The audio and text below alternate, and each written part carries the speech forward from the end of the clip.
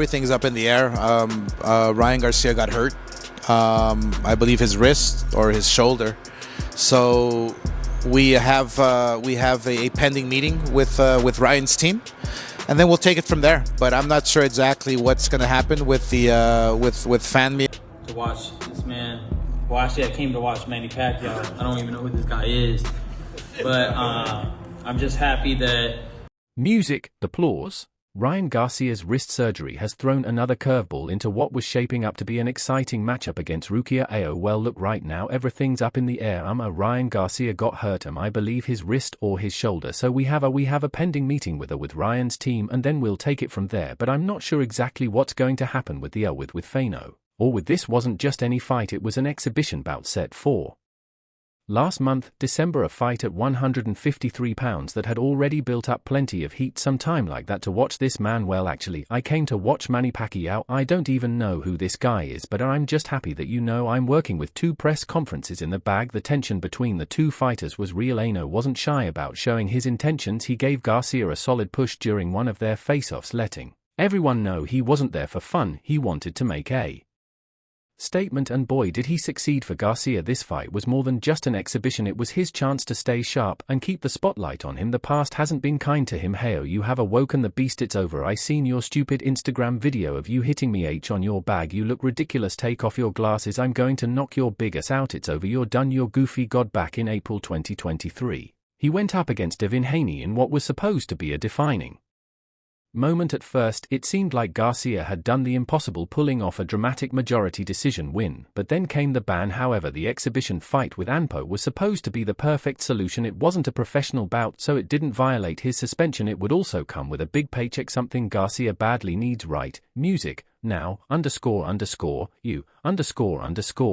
But now all of that is on hold. Garcia's right wrist needs surgery, and that means taking time off to heal. It's a frustrating setback, but Garcia isn't the type to dwell on bad news. In a heartfelt message to his fans, he shared the details of what's going on. I'm sorry that I had to postpone this fight, he said. I suffered a hand injury in training camp to my right wrist right here. After talking to doctors, I'm going to need surgery, and I had to take some time off to heal. Even with the delay, Garcia made it clear that he's not backing down. His message was filled with determination. I want to thank Fano and Risen for the opportunity, and I'm still excited to fight in Japan soon, and this will all resume right after I heal up in 2025. So make no mistake, I am coming back to finish what we started with Anpo, and he will eat his words, I guarantee it. Just need to take some time off, but when I come back there will be a bang in Japan. Right, I'm coming. You music down. The confidence is still there, but the road ahead is anything but simple. While the Anpo fight is still on the table for 2025, there's a lot to consider. Time is ticking, and April, the end of his ban, isn't too far away. As that date gets closer, Garcia will face pressure to dive back into professional boxing. Fans want to see him in real fights, not just exhibitions, and let's be honest, Garcia probably wants that too. He's got a lot to prove, not just to the fans, but to himself. Still, the Ano exhibition has its advantages. It's a safer way to ease back into the ring. After a year off, there's less pressure, and the payday is likely bigger than what he'd earn in a typical tune-up fight against a lesser-known opponent. Plus, the fight is in Japan, which adds a bit of flair and excitement. Who wouldn't want to see Garcia make a dramatic comeback on an international stage? But then there's the other side of the coin. Oscar De La Hoya, Garcia's promoter, has big plans for him. De La Hoya knows that time is money in boxing, and a year away from the ring isn't ideal for any fighter. He's already hinted at some major matchups for Garcia's return, including potential fights against Jerome Boots Andes and Teofimo Lopez. These aren't just big names, they're fights that could lead to titles for Garcia. These opportunities are golden, but they also come with huge risks. Facing fighters of that caliber after a long layoff is no joke. You know who this guy is, but I'm just happy that I'm working with Risen Farmio for this amazing event. I know it's going to be big. De La Hoya seems to have a plan, though. A fighter having a year layoff is never a good thing, he said recently, so his comeback fight must be some kind of warm-up fight, a tune-up fight we call it in boxing, somebody that is not a world champion right now in his division, whether it's 147 pounds or in between 140 and 147. There are a lot of great names out there for him. Hey, you guys both got busted for doping. You should fight Each other get him get out of here. The idea is simple: ease Garcia back into the action with a manageable opponent, then aim for the stars. Once Ryan gets back in rhythm and has a tune-up fight, then I want to throw him in with the very best. That's what Ryan wants to do, challenge himself and fight the best, whether it's Teofimo Lopez LZ or Boots Andes or whoever the best is. De La Hoya explained the stakes couldn't be higher. A fight with Lopez or Ennis isn't just about money or belts, it's about legacy. These are the kinds of fights that define careers, but Garcia can't afford to rush. It was all a publicity stunt. The weight, the craziness. Good fighter. We want to rematch him again. Want rematch. Bill, how might you have handled things differently in the build up to this fight, knowing what we now know? And we know that he was a good fighter. I always said that, right? I never said he was say he's a one bad performance,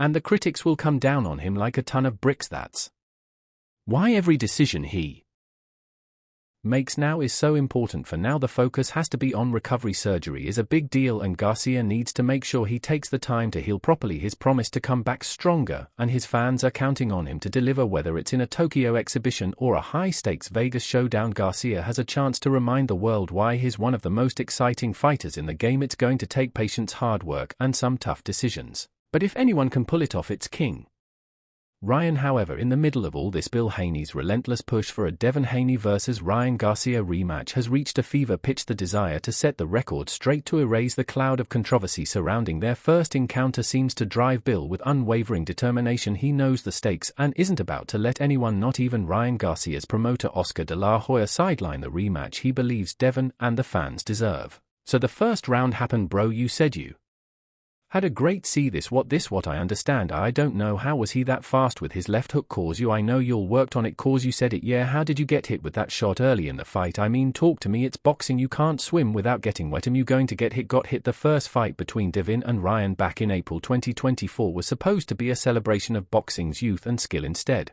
it turned into a chaotic storm and debate. Garcia failed to make the agreed 140 pounds weight limit by more than 3 pounds, a massive miss in such a high-stakes bout for Devin. It was an insult, but one he couldn't walk away from. The $1.5 million that Ryan paid him to prod with the fight barely softened the blow to his pride, and then when the bell rang, it got worse. Devin, known for his technical mastery and composure, found himself overwhelmed by a ferocious Ryan Garcia. The shocking sight of Devin hitting the canvas 3 times during the fight is an image that still lingers in the minds of fans. Brian Beater, in your opinion, Canelo, if he's okay, like mentally, he Haney against Ryan Garcia? Ryan's going to win, yeah, knockout. What I think he needs Bill Haney, who has always been the vocal advocate for his son, hasn't let this go. Devin's brand has taken a hit. The man who was once viewed as the shining example of what discipline and skill could achieve now finds himself overshadowed by the chaos of that fight. The rematch isn't just about redemption for Devin, it's about reclaiming his standing as a champion and reasserting his place in the sport.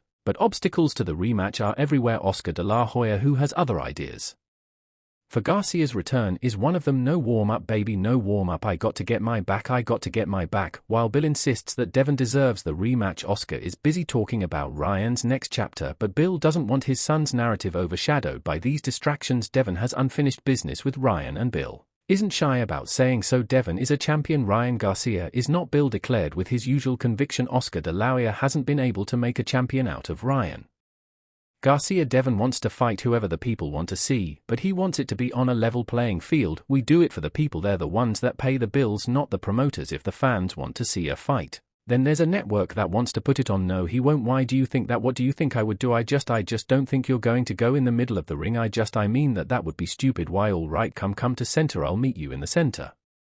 What the up this center? All right, we're going to the center of the aisle, we'll see what you do. Nobody's worried about that. Go run. Bill's frustration with De La Hoya's stance is evident. The days of Oscar De La Hoya saying what he wants is over with, he added. He said there's no need for a rematch, but that's him not listening to the people. That's him creating fake narratives as if the people aren't calling for it. But talk of a rematch isn't just about pride or settling a score, it's also about business. The first fight